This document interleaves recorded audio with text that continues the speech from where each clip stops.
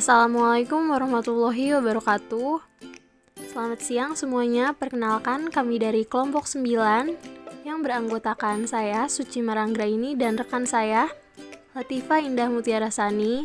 Pada video kali ini kami akan memaparkan materi mengenai asam dan basa. Baik, untuk mempersingkat waktu, langsung saja kita masuk ke dalam materi asam dan basa. Asam dan basa sebenarnya sudah dikenal sejak zaman dahulu, di mana asam berasal dari bahasa Latin acetum yang berarti cuka dan basa berasal dari bahasa Arab alkali yang berarti abu. Nah, kemudian untuk pengertian asam dan basa itu sendiri, asam dan basa adalah dua golongan zat kimia yang sangat umum ditemukan di sekitar kita. Untuk contoh asam, yang pertama ada asam cuka, yang kedua ada asam sitrat, dan yang ketiga ada asam pada lambung. Kemudian untuk contoh basa, yang pertama ada soda api, yang kedua ada kapur sirih, dan yang ketiga ada sabun. Nah, untuk teori asam dan basa itu sendiri terdapat 3 teori. Teori yang pertama adalah teori asam basa Arrhenius. Teori yang kedua adalah teori asam basa Bronsted-Lowry. Dan teori yang ketiga adalah teori asam basa Lewis.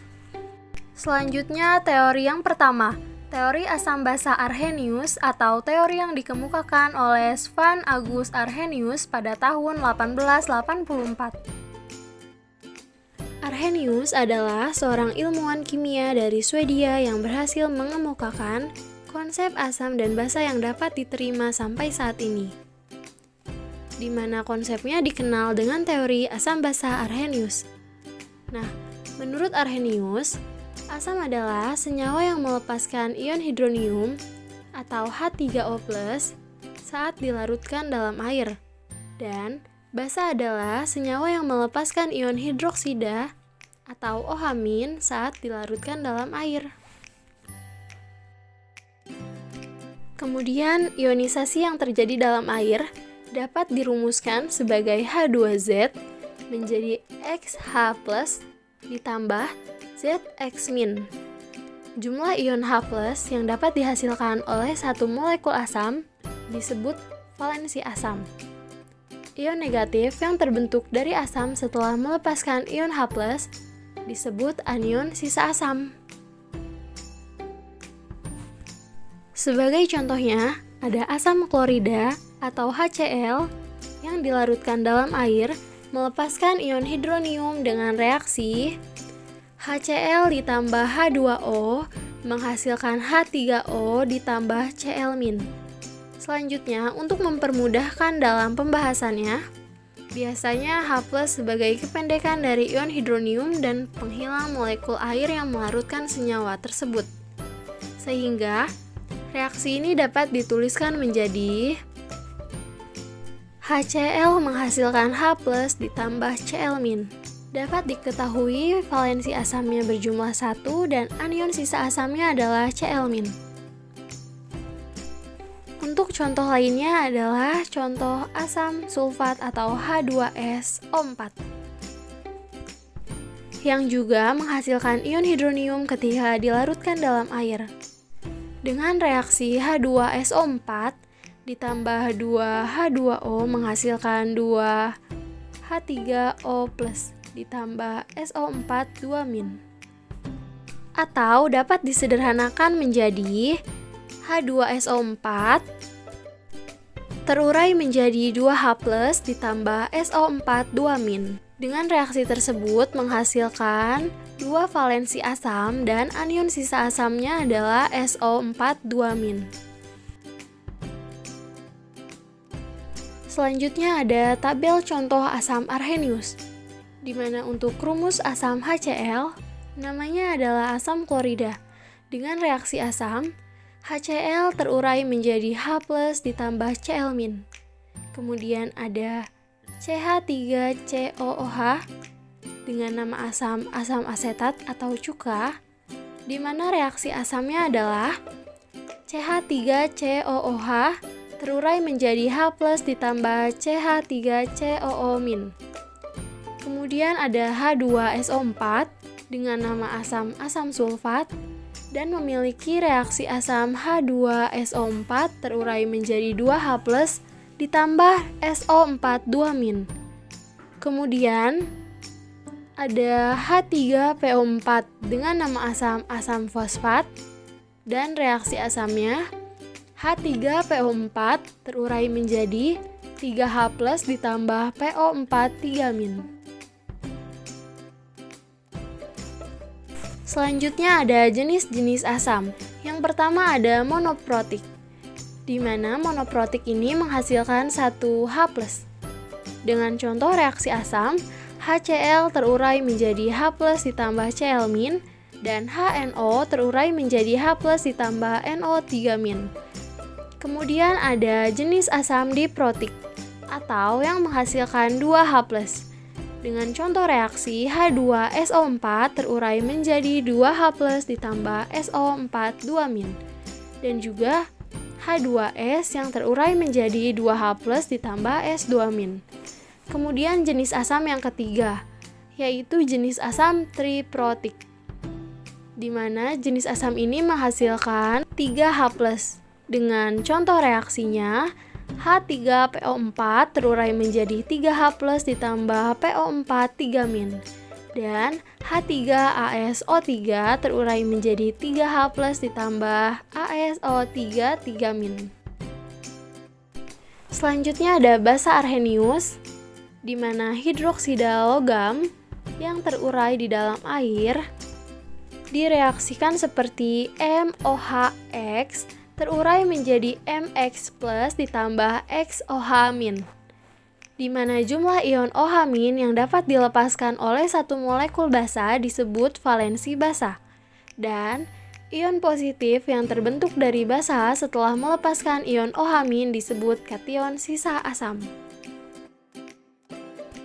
Sebagai contohnya ada natrium hidroksida atau NaOH yang melepas ion OH- dalam air dengan reaksi NaOH terurai menjadi Na+ ditambah OH- dengan valensi asamnya 1 dan ion sisa asamnya Na+.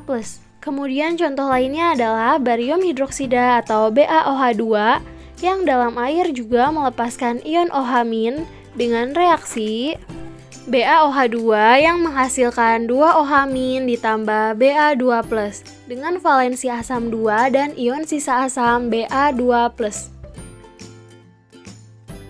Selanjutnya ada contoh basa arrhenius dengan rumus basa NaOH yang memiliki nama natrium hidroksida dengan reaksi basanya NaOH terurai menjadi Na+ ditambah OH-. Kemudian rumus basa KOH dengan nama basa kalium hidroksida, reaksi basanya adalah KOH terurai menjadi K+ ditambah OH-. Selanjutnya rumus basa BaOH2 dengan nama basa barium hidroksida dengan reaksi basa BaOH2 terurai menjadi Ba2+ ditambah 2 OH-.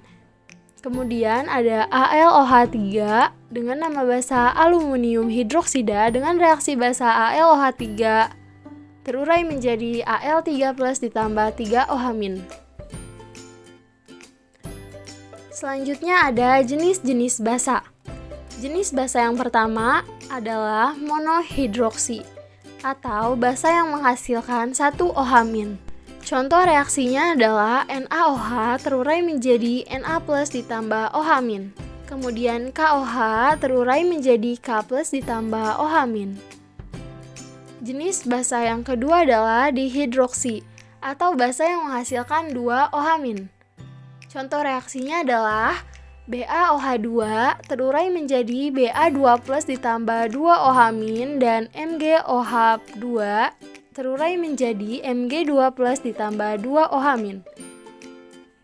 Selanjutnya jenis basa yang ketiga adalah trihidroksi atau basa yang menghasilkan 3 OH-.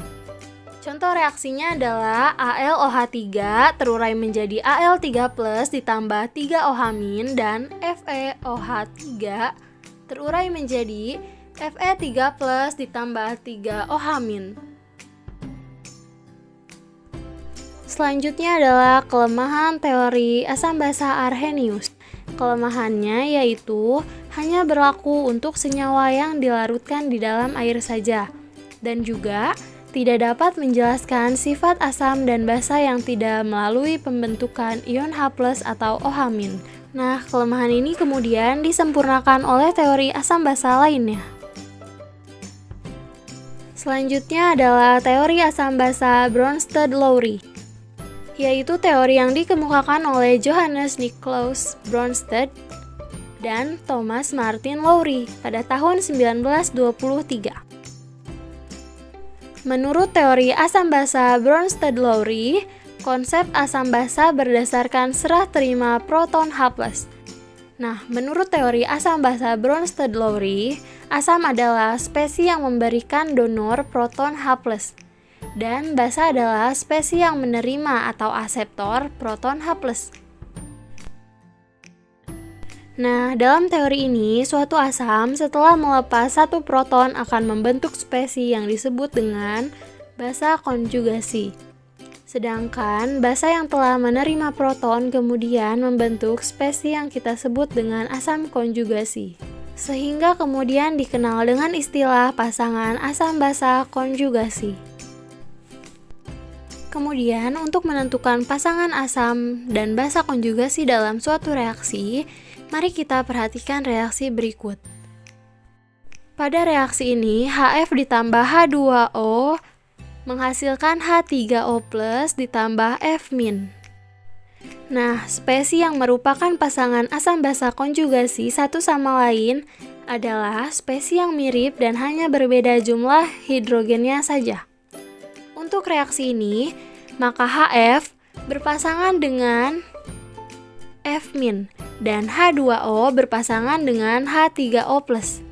Jadi terlihat ya bahwa antara HF dan F- hanya berbeda pada jumlah hidrogennya saja, yaitu selisih 1 hidrogen HF mengandung 1 hidrogen sedangkan F- tidak mengandung hidrogen. Nah, untuk selanjutnya, untuk H3O+ dan H2O juga sama, hanya berbeda pada jumlah hidrogennya saja, di mana H2O mengandung 2 hidrogen, sedangkan H3O+ mengandung 3 atom hidrogen. Kemudian ada spesies amfiprotik. Spesies amfiprotik adalah spesies yang dapat berperan sebagai asam dan basa. Spesies amfiprotik dapat melepaskan proton maupun menerima proton. Contohnya seperti NH3, menerima proton H+ dengan reaksi NH3 ditambah H+ menghasilkan NH4+, di mana NH3 di sini sebagai basa dan NH4+-nya sebagai asam konjugasi. Kemudian NH3+ mendonorkan proton H+ dengan reaksi NH3 terurai menjadi H+ ditambah NH2-, di mana NH3 sebagai asam dan NH2- sebagai basa konjugasi. Teori asam basa Lewis, Gilbert and Lewis 1923. Teori asam basa Lewis. Teori asam basa Lewis melibatkan penyerahan dan penerimaan pasang elektron bebas. Asam adalah aseptor pasang elektron bebas. Basa adalah donor pasangan elektron bebas. Menjelaskan reaksi asam basa yang berlangsung dalam pelarut air, pelarut bukan air, dan tanpa pelarut sama sekali. Menjelaskan reaksi asam basa yang tidak melibatkan transfer proton H+ seperti reaksi antara BF3 dan NH3+.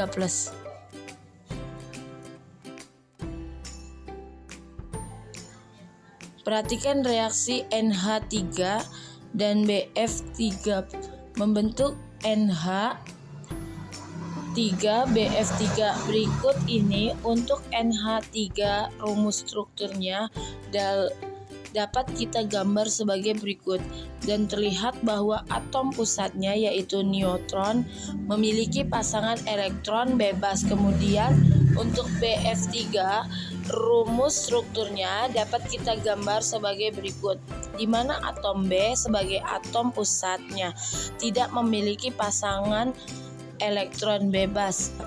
Kemudian NH3 mendonorkan pasangan elektron bebas kepada BF3 sehingga membentuk NH3BF3 melalui ikatan kovalen koordinasi. Nah, kemudian teori asam basa Lewis, NH3 berperan sebagai basa karena mendonorkan pasangan elektron bebasnya, dan BF3 berperan sebagai asam karena menerima pasangan elektron bebas. Larutan asam dan basa. Asam dan basa merupakan dua golongan senyawa kimia yang banyak memiliki peranan penting dalam kehidupan sehari-hari. Tidak hanya terdapat dari makanan, obat-obatan, produk-produk rumah tangga, dan bahan baku industri. Asam dan basa juga merupakan komponen krusial dalam tubuh makhluk hidup. Contohnya, asam amino merupakan penyusun protein, dan asam nuklea merupakan biomolekul yang mengandung informasi genetik. Kekuatan asam basa. Kekuatan asam dan basa ditentukan oleh derajat ionisasi alfabetnya. Banyak sedikit ion H+ dan OH yang dilepaskan. Asam dan basa dalam air dapat mengalami reaksi peruraian menjadi ion yang merupakan reaksi kesetimbangan. Oleh karena itu, kekuatan asam dan basa dapat dinyatakan oleh tetapan keseimbangan, yaitu tetapan ionisasi asam Ka dan ketetapan ionisasi basa Kb. Sebagai contoh, air HCl hampir terurai sempurna menjadi ion H+ dan ion Cl, sedangkan HF hanya terurai sebagian menjadi ion H+ dan ion F-. Oleh karenanya, HCl disebut sebagai asam kuat dan AF disebut sebagai asam lemah.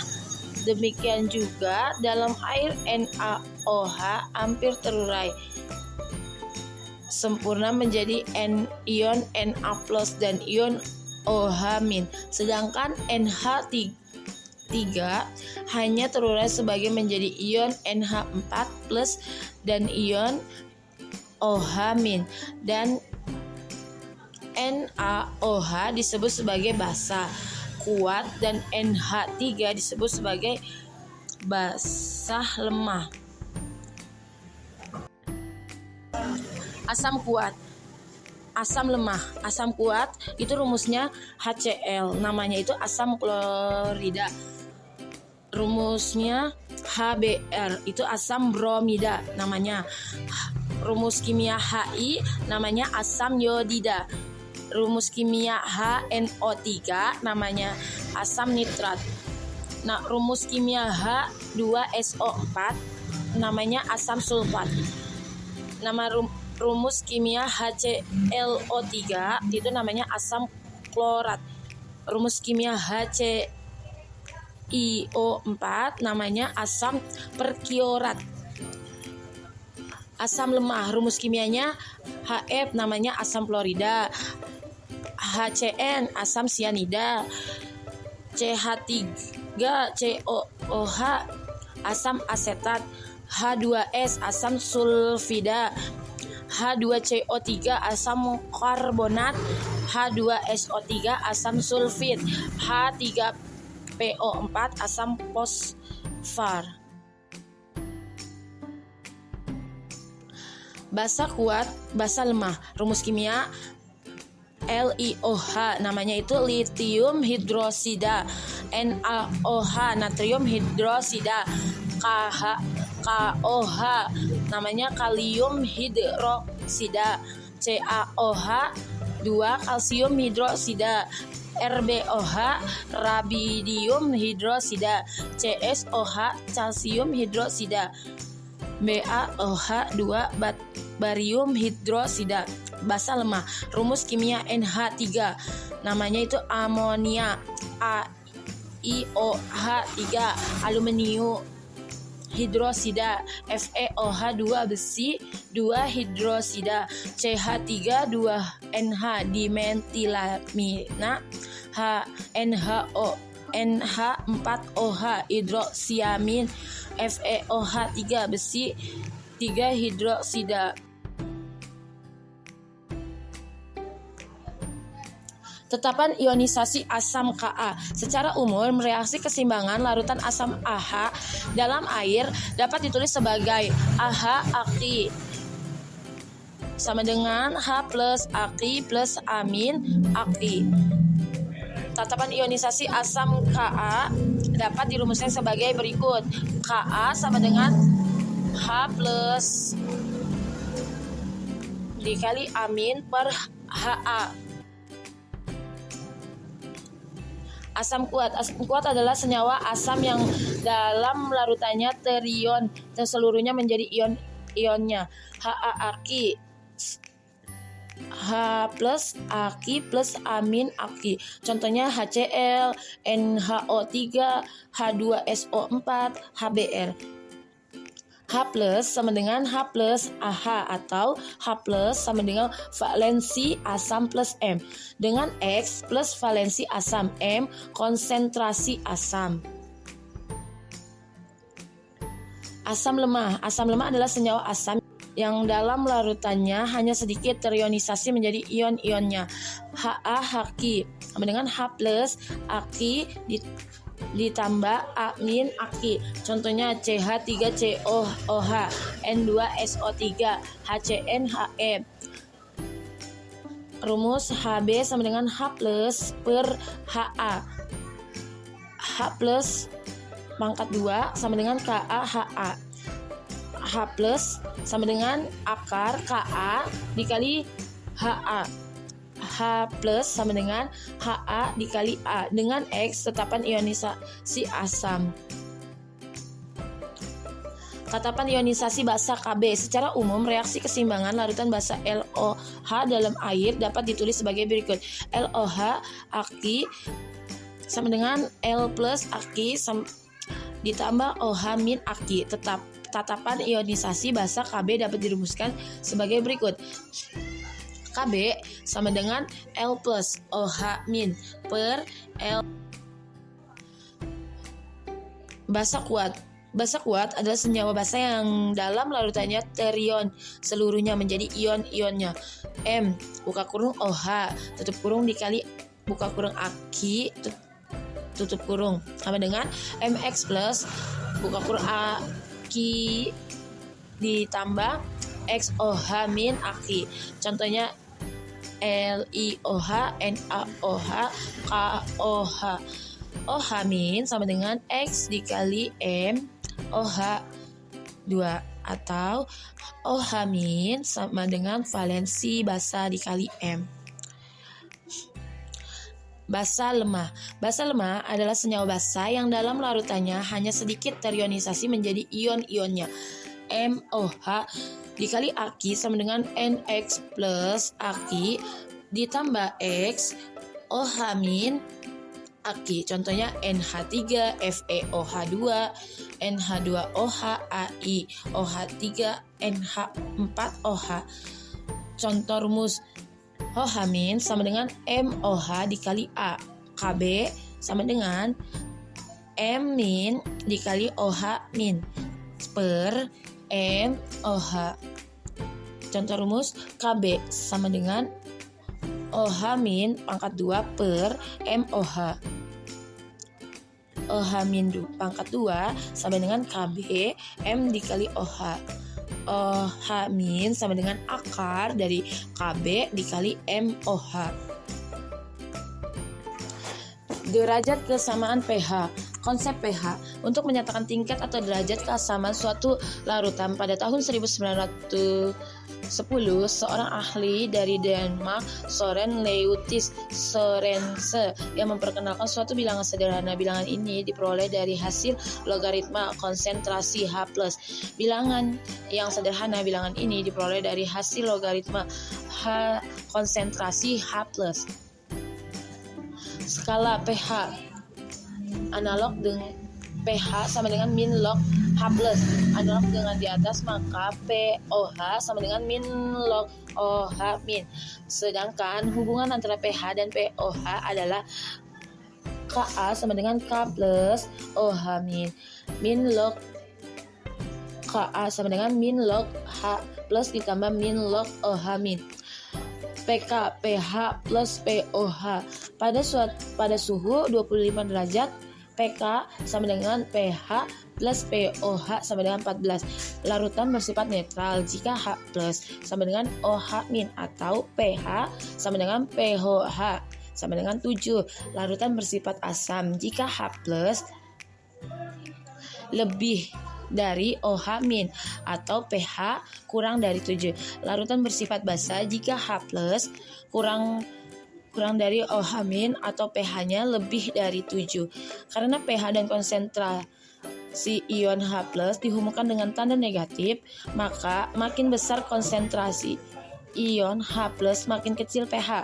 Dan karena bilangan dasar logaritma adalah 10, maka larutan yang nilainya pH-nya berbeda besar N mempunyai perbedaan ion H+ dan sebesar 10N. Contoh, jika konsentrasi ion H+ sama dengan 0,01 M, maka pH-nya min log 0,01 sama dengan 2. Jika konsentrasi ion H+ sama dengan 0,001 M 10 kali lebih kecil, maka pH sama dengan min log 0,001 sama dengan 3 naik 1 satuan. Jika dapat disimpulkan, makin besar konsentrasi ion H+, makin kecil pH. Larutan dengan pH sama dengan 1 adalah 10 kali lebih asam daripada larutan dengan pH sama dengan 2.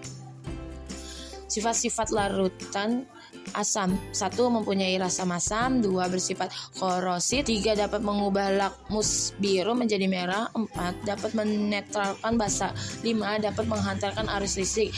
Dan 6. Jika dilarutkan ke dalam air akan melepaskan ion H+.